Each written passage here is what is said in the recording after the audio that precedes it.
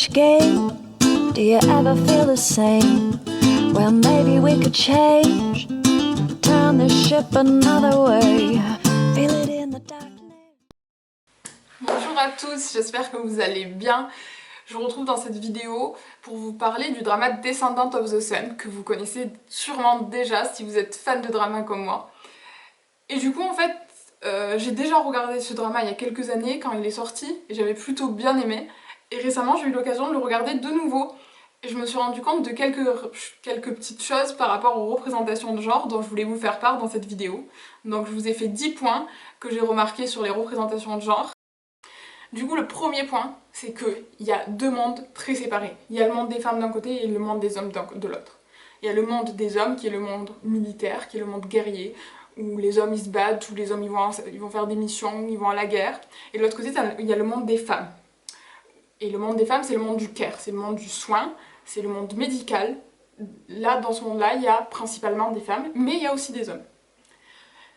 Et du coup, par contre, dans le monde des hommes, il n'y a pas de femmes. Il y a un seul personnage qui est entre ces deux mondes, et c'est le personnage de Yoon Young-ju, je sais pas si je le dis bien, et elle est à la fois dans ce monde militaire et dans ce monde médical, puisque c'est une militaire qui est médecin dans l'armée en fait.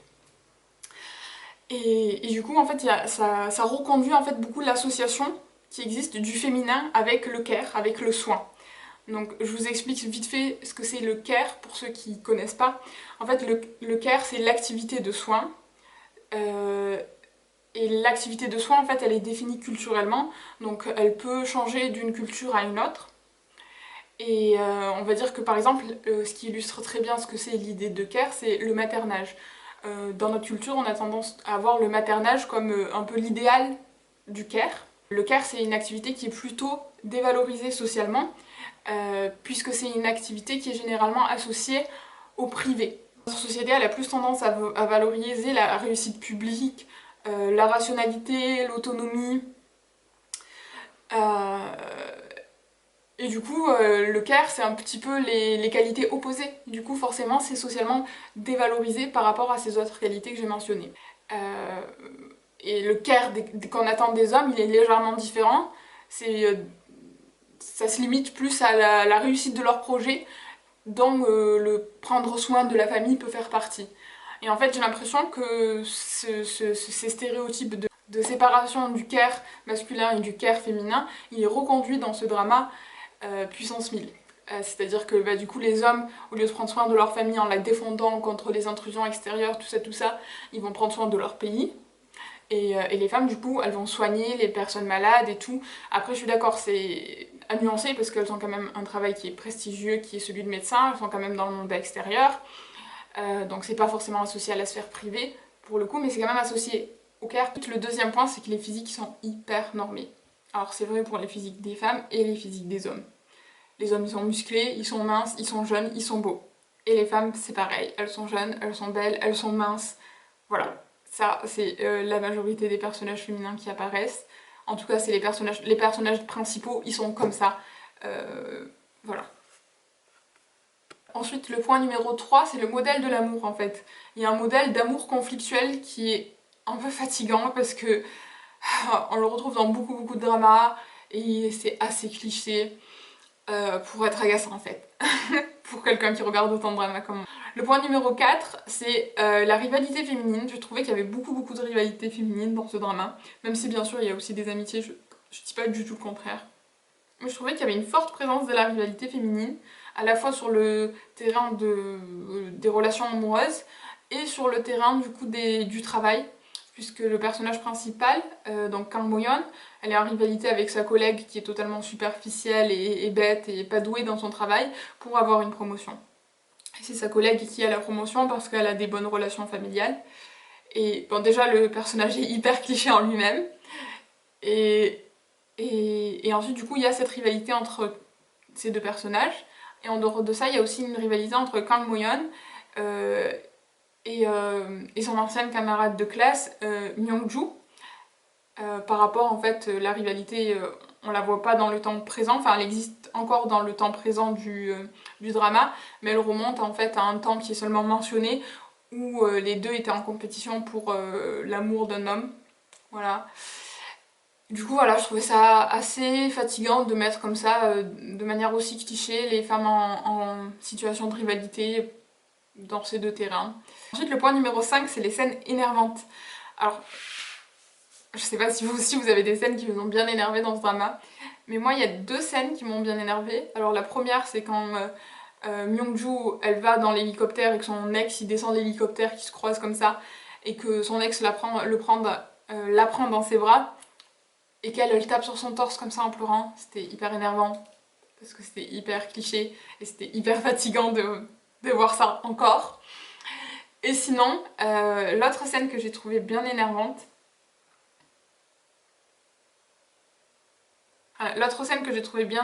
c'est quand Yoshijin, le personnage principal masculin, il arrive à la clinique, ils sont à Urk à ce moment-là, et il y a Kang Mo-yeon qui est en train d'essayer de diagnostiquer un enfant qui, si je me souviens bien, a mal au ventre.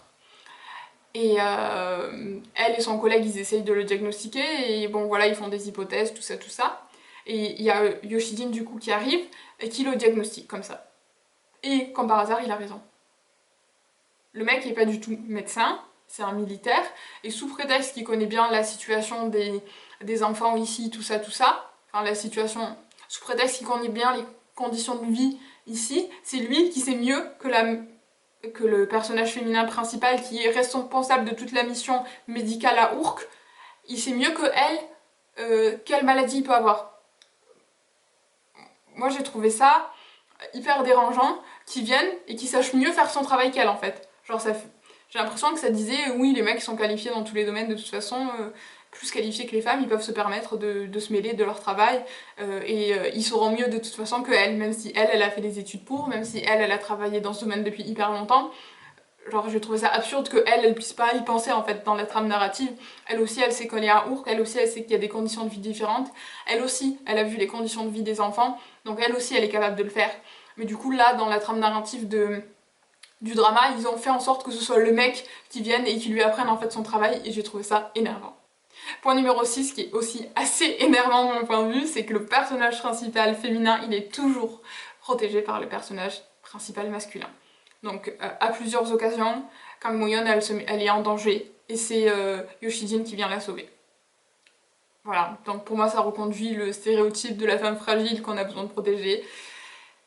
Et voilà. Point numéro 7, Myung-joo. Alors, Myung-joo, elle est à Urk, elle est dans une mission militaire. Et même à ça, enfin, elle est dans une mission militaire et elle travaille pas. En fait, tout ce qui l'intéresse, c'est d'avoir des nouvelles de son ex, de savoir où il est, ce qu'il fait, avec qui il le fait. Et on la voit jamais travailler en fait, on la voit que s'inquiéter de son ex, que parler de sa relation.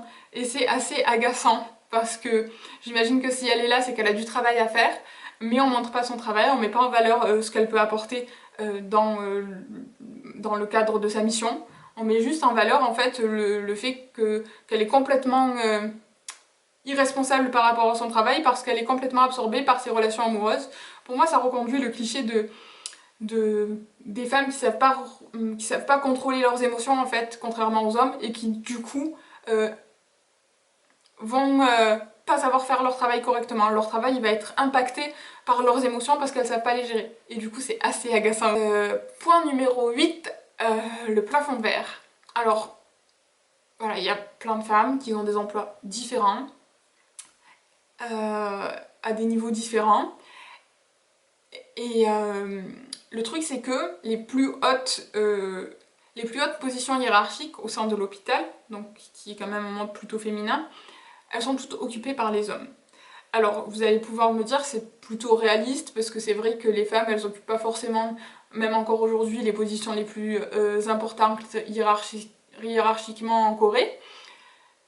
Et bon du coup c'est vrai, c'est plutôt réaliste, je suis plutôt d'accord. Mais en même temps, c'est aussi un peu décevant parce que du coup, moi j'aurais bien aimé que le drama prenne le parti de mettre comme ça des femmes dans des positions hiérarchiques influentes et avec du pouvoir en fait.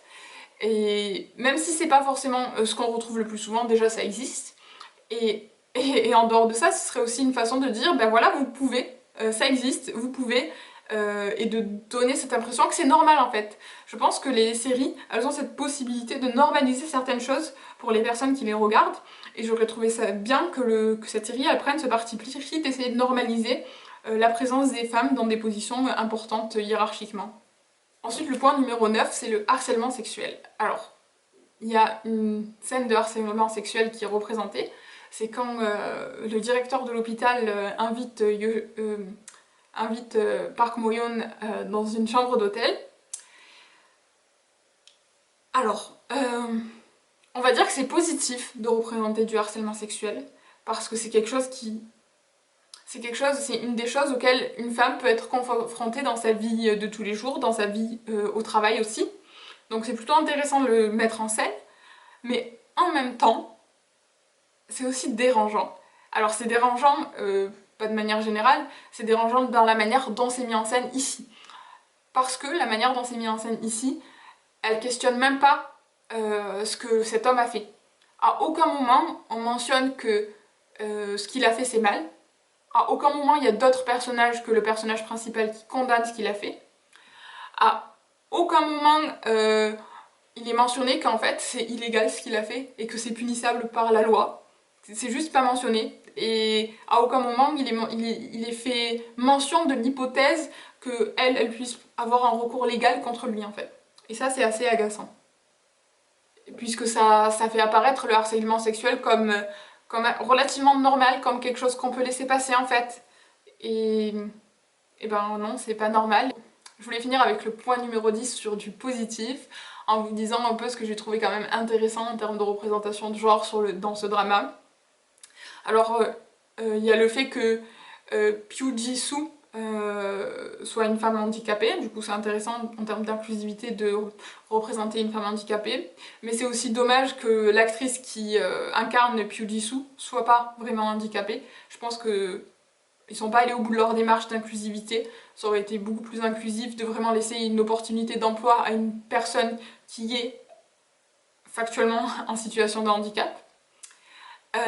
Ensuite, un autre point positif, c'est qu'il y a la représentation d'une femme mariée la représentation d'une femme enceinte qui n'est pas mariée.